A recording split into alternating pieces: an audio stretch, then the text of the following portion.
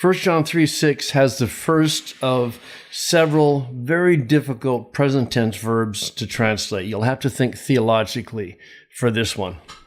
Pas, ha en auto menon, uch hamartane.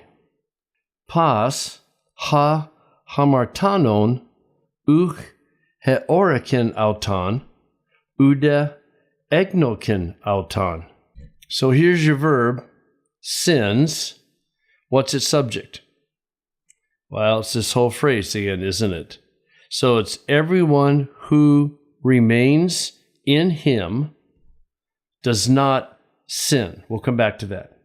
Everyone who sins, okay, there's your next subject, has not seen him, nor has known him.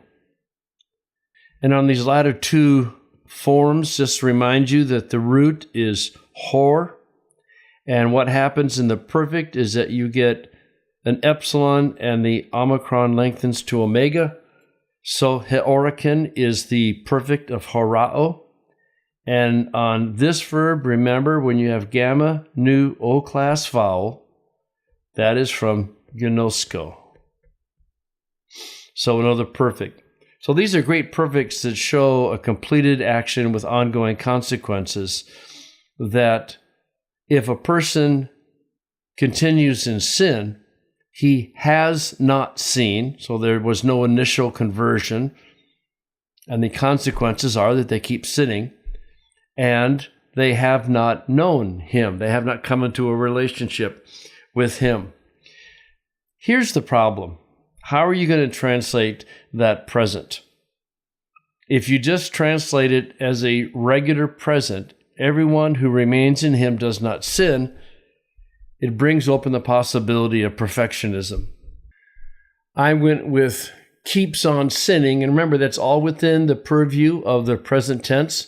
The present tense can be nearly punctiliar, or it can be very, very ongoing, continuous, imperfective. So that you're not adding a word, you're just saying the Greek present tense is much more flexible than the English present tense. NASB goes with sins continually and italicizes it. The CSB just says everyone who remains in him does not sin, and just leaves it up for you to understand the theology. ESV keeps on sinning. I often tell people this is the most interpretive verse and its parallel verses in the ESV. I still remember this discussion, and we talked a long time about keeps. NRSV, simple sins. NIV, keeps on sinning. And that is interesting. They make this first verse really, everyone who resides, this is ongoing kind of concept, does not sin. And that kind of picks up some of the imperfective force of the verb, I think. And NLT does the same thing. Anyone who continues to live in him will not sin. So they're trying to get the idea of this is an ongoing relational thing. This is not an event of sin here, an act of sin there. So again, let me stress, the present tense can be anywhere from a near punctiliar event to completely imperfective. And you're not adding a word if you emphasize the imperfective nature of it. You're just bringing out what you think contextually that tense means.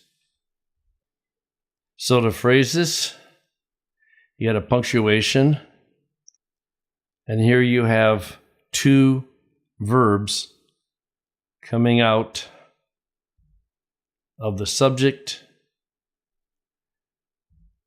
So I would do it like this.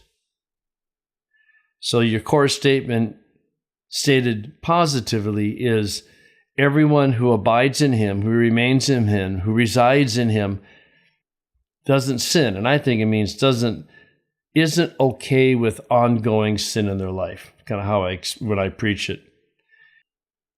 Then everyone who does sin, and you've got this ook, and I think I want to add a little extra space in there just to make it clear what's going on. And there's two things has not what? Hasn't seen him, nor has known him.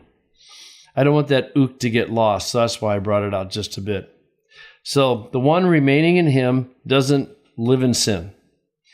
The one sinning, the one who's okay with ongoing constant sin in their life, I would say, has not seen him nor has known him.